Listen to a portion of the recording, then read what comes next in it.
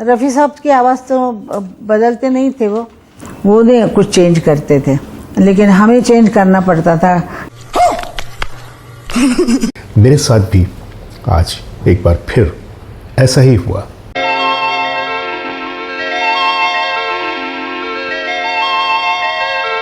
Cinema के सभी दोस्तों की सेवा में मैं जावेद नसीम अपना सलाम पेश करता हूं। दोस्तों, कभी कभी कुछ ऐसी चीज़ें आपकी नज़रों के सामने से गुजरती हैं कि आप अपनी हंसी रोक नहीं पाते, और फिर वो जो चीज़ होती है, वो जो बात होती है, अगर छोटी सी बात होती है लेकिन आपके जहन को बहुत ही हशाश वशाश कर देती है, आपके चेहरे पे एक मुस्कुराहट सी आ जाती है। उनका आवाज़ ही बुलंद था और जो हीरो गाता था उसको सूट कर जाता था। वो नहीं कुछ चेंज करते थे, लेकिन हमें चेंज करना पड़ता था। हीरोइन छोटी है, हीरोइन बड़ी है, हीरोइन बुढ़ी है, तो हमको चेंज करना पड़ता था। कभी भी बड़े फनकारों के बारे में कोई ऐसी वैसी बातें करने से परहेज करता हूँ, क्योंकि मेरी वो हैसियत नहीं है कि मैं उस दौर के उतने बड़े बड़े दिग्गजों के बारे में कोई टिप्पणी करूँ, अपनी राय पेश करूँ। लेकिन कभी कभी क्या होता है कि जो हकीकतें होती हैं वो तो सामने लानी ही पड़ती हैं। और आज ऐसी एक बात हुई कि जिसके लिए मेरे चेहरे पे आप अभी भी एक खिली हुई सी मुस्कुराहट देख रहे होंगे। तो क्या हुई वो बात, मैं आपको बताने वाला हूँ, लेकिन बने रहिए हमारे साथ और देखते रहिए अपना मनपसंद चैनल सिनेमाया। मैंने हमेशा एक बात बार बार कहा है और दिल से ये बात मानता हूँ कि हमारी इंडस्ट्री में जो हमारी संगीत की धरोहर है, हमारी जो संगीत की छत है, वो कुछ ऐसे सुतून पे खड़ी है कि जिनमें से हर सुतून वो अपनी जगह पे बहुत ही अहम है। और प्लेबैक सिंगर्स में खा वो मेल हों या फीमेल हों, ये जो नाम है ये प्लेबैक सिंगिंग की आबरू हैं। रफ़ी साहब, किशोर कुमार जी, मन्ना डे जी, महेंद्र जी, तलत जी, हेमंत जी, लता जी, आशा जी, सुमन कल्याणपुर जी, गीता दत्त जी, शमशाद बेगम जी, यानी कि एक बहुत ही तवील फहरिस्त है। और ये तमाम के तमाम अपने अपने रंगों में बड़े ही परिपूर्ण, बड़े ही कंप्लीट थे। मैं कंपैरिजन नहीं कर सकता, क्योंकि ऊपर वाले ने हर एक को अपनी अपनी एक क्षमता के साथ पैदा किया है, और जिसने भी दिया अपना द बेस्ट दिया। लोगों की पसंद भी अपनी अपनी है, और हम किसी की पसंद पे भी उंगलियां नहीं उठा सकते और ना ही कोई कंपैरिजन कर सकते हैं। लेकिन एक बात ज़रूर मानता हूँ कि ये जो बड़े फनकार थे जिन्होंने अपनी ज़िंदगी में बेहतरीन काम किया है, हमेशा एक दूसरे के साथ मोहब्बतों से पेश आते रहे, एक दूसरे की इज्जत करते रहे। साथ में जो काम था वो तो चलता ही रहा इन लोगों का। कभी कभी थोड़े बहुत मतभेद भी हुए, लेकिन वो मतभेद वक्त के साथ साथ ख़त्म भी हो गए, जैसा कि मोहम्मद रफ़ी साहब और लता जी के दरमियान भी हुआ था। आप सभी जानते हैं इस बात को। लेकिन कुछ ऐसी बातें होती हैं कि लोग उससे ताज़िंदगी अपने सीने से लगा के बैठ जाते हैं, अपने जहन में उस ख्याल को इतना मजबूत कर देते हैं कि वो चाहे उम्र के जिस मकाम तक पहुंच जाएं, अपने उस ख्याल को बदल नहीं पाते। आप समझ गए होंगे कि मैं इशारा किस तरफ है। जी हाँ, आज मैं फिर आपसे बात कर रहा हूँ मोहम्मद रफ़ी साहब के बारे में कही जाने वाली एक बात जिसका जिक्र आशा जी ने किया। आशा जी उम्र की 90 दशक पे हैं, और मेरा ख्याल है कि 90 साल के आसपास उनकी उम्र हो चुकी है। और इस उम्र तक पहुंचने के बाद भी उनका जो मतभेद रहा रफ़ी साहब के बारे में, या रफ़ी साहब के बारे में उनके जो बयानात रहे टाइम टू टाइम, आज तक नहीं बदले। हमेशा वो इसी होड़ में लगी रही कि वो ये साबित करें कि मैं रफ़ी साहब से बेहतर हूँ, मैं उनसे अच्छा गाती हूँ। बहुत सारे वीडियोज़ आपने देखे होंगे, दर्जनों की तादाद में हैं, जबकि हर जगह पे वो यही कहती नज़र आती हैं कि रफ़ी साहब इम्प्रोवाइज़ नहीं करते थे, रफ़ी साहब जो है वो उनको जो बताया जाता था वैसे गा दिया करते थे, मैं पहले सीख जाती थी, मैंने पहले से सीख के वो गाना गा दिया, मैंने फला गीत में ये कमाल दिखाया। इस तरह की बहुत सारी बातें।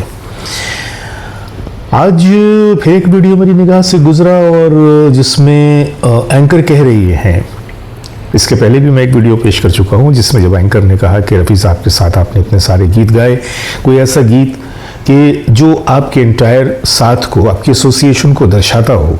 का जो आपके साथ जिन्होंने गाया है, 900 गाने गाए मोहम्मद रफ़ी साहब ने आपके साथ, और आपके फेवरेट सिंगर रहे हैं। एक अगर कोई गाना हो जो आपके सफ़र को कैप्चर करता है, वो बताइए।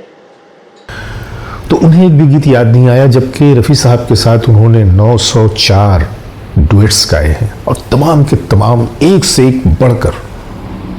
खैर, उन्हें किशोर जी का गीत याद आया। भाई अपनी पसंद की बात है, इसमें मैं एतराज़ करने वाला कौन हूँ। लेकिन सवाल ये था कि क्या रफ़ी साहब के साथ आपने जो गीत गाए उनमें से कोई एक गीत आपको याद है जो आपके इस सफ़र को दर्शाता हो, आपके एसोसिएशन को दर्शाता हो? उन्हें वो कोई गीत याद ही नहीं आया। मूव होती है कोई भी गाना? वैसे मेरे किशोर से ज़्यादा आप किशोर जी का याद? अभी कई मौक़ों पे वो ये कहती नज़र आई कि वो जो गाना था हम दोनों का, उसमें मेरा जो वर्जन है वो रफ़ी साहब से ज़्यादा बेहतर है। अभी ना जाओ छोड़कर की बात कर रहा हूँ। आप लोगों को याद होगा कि उसमें आशा जी का एक सोलो वर्जन था, जहाँ में ऐसा कौन है कि जिसको गम मिला नहीं। खैर, उनका अपना ख्याल है, लेकिन पॉपुलैरिटी चार्ट में अगर हम देखें तो कौन सा गीत कहाँ पे है ये तो कुछ बोलने की ज़रूरत नहीं है।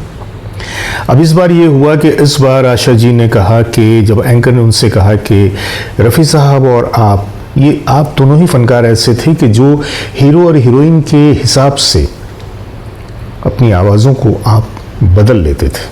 कि एक आप थी और एक रफ़ी साहब थे जो हीरो हीरोइन को लेकर अपनी आवाज़ बदल देते थे, तो ऐसा लगता था कि ये वो ही गा रहे हैं। रफ़ी साहब की आवाज़ तो बदलते नहीं थे वो।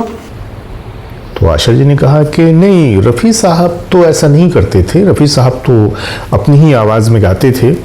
हाँ, उनकी आवाज़ बुलंद थी, लेकिन मैं करती थी ऐसा कि मैं हीरोइन की उम्र के हिसाब से, उसके कैरेक्टर के हिसाब से मैं अपनी आवाज़ को बदलती थी।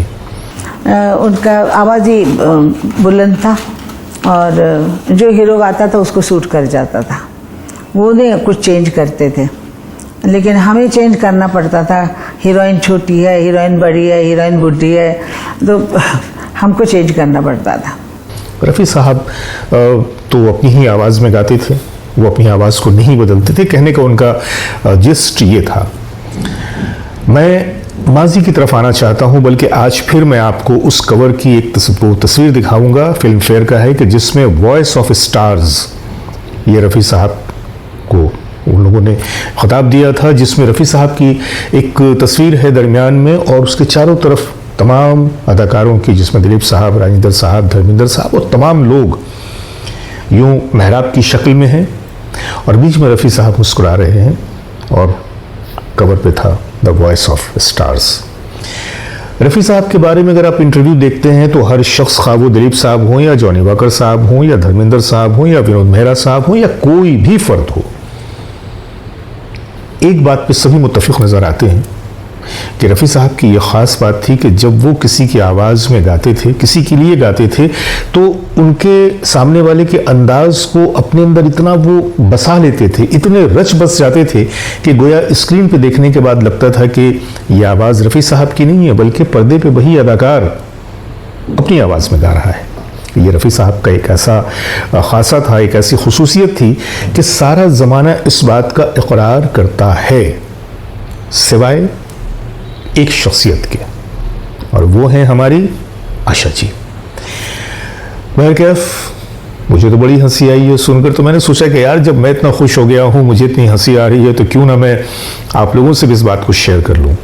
लेकिन एक बात मैं ज़रूर कहना चाहूँगा, हमारी इंडस्ट्री में फ़ीमेल प्लेबैक सिंगर में जिस तरह से रफ़ी साहब अपनी जगह पे किसी मजबूत सतून की तरह खड़े नज़र आते हैं, बल्कि मैं हमेशा कहता हूँ कि प्लेबैक सिंगिंग में, इंडस्ट्री में वो एक रीढ़ की हड्डी थे, एक स्पाइनल कॉर्ड थे कि जिस पे पूरी प्लेबैक सिंगिंग का आधार था, जिन पे तमाम के तमाम म्यूज़िक डायरेक्टर आंखें बंद करके भरोसा करते थे। उन्हें ये फिक्र नहीं होती थी कि उनकी टेढ़ी मेढ़ी कंपोजिशन को कौन गाएगा, रफ़ी साहब थे।